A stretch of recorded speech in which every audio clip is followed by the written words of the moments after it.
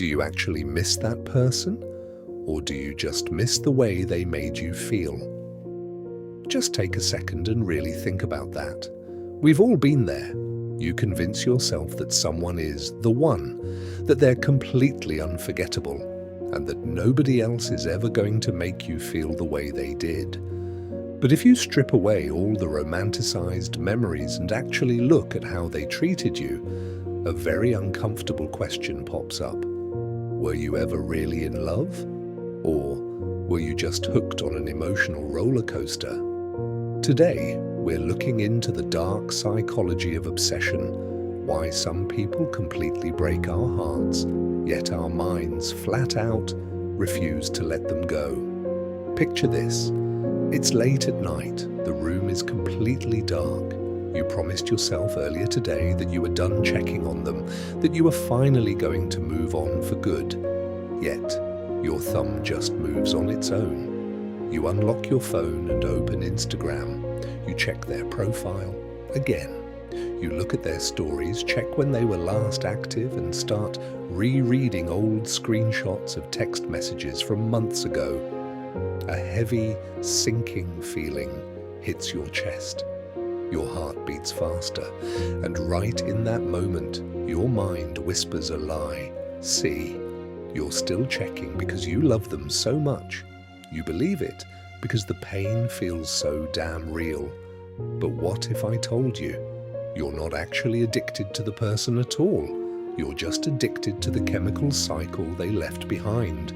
To figure out why this obsession feels so agonizing, we have to look at how the brain's reward system actually works.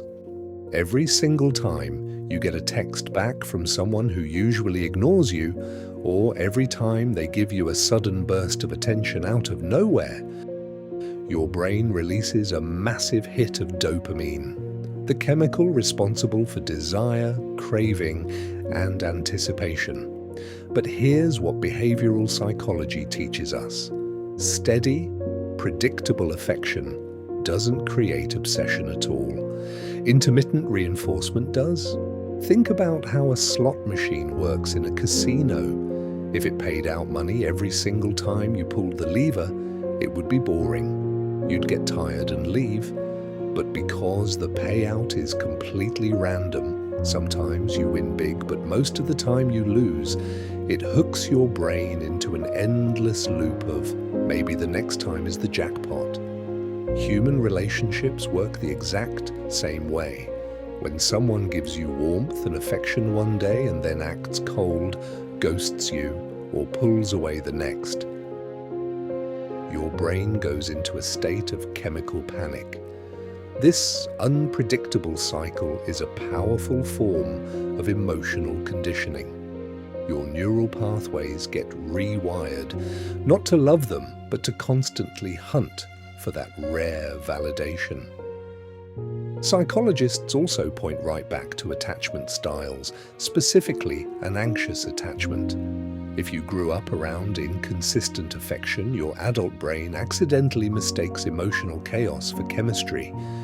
You confuse the stress of uncertainty with deep passion. You tell yourself, it hurts this much, so it has to be true love.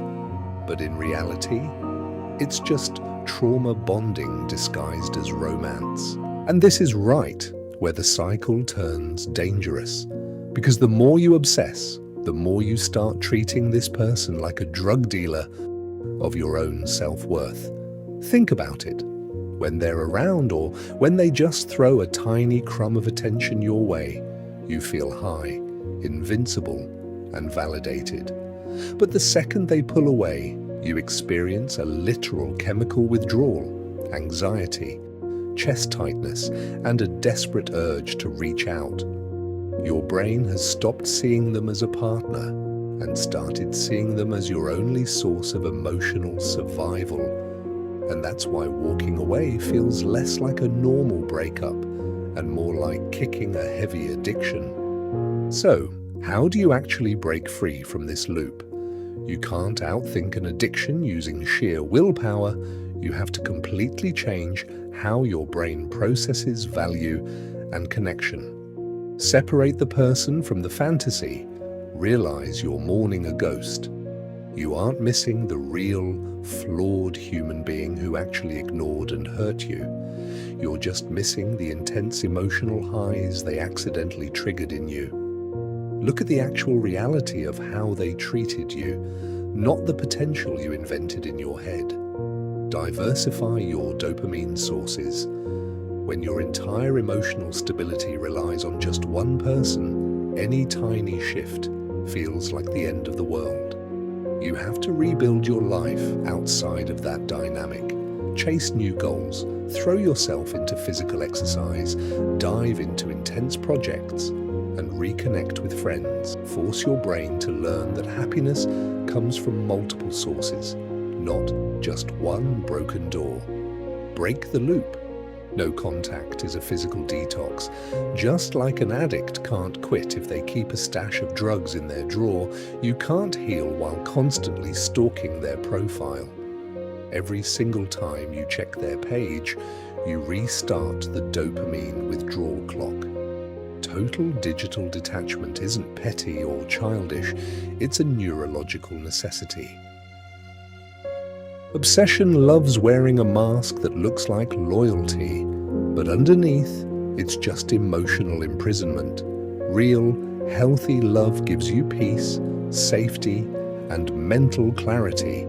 It doesn't keep you awake at 3 a.m., staring at a screen, begging your phone to light up.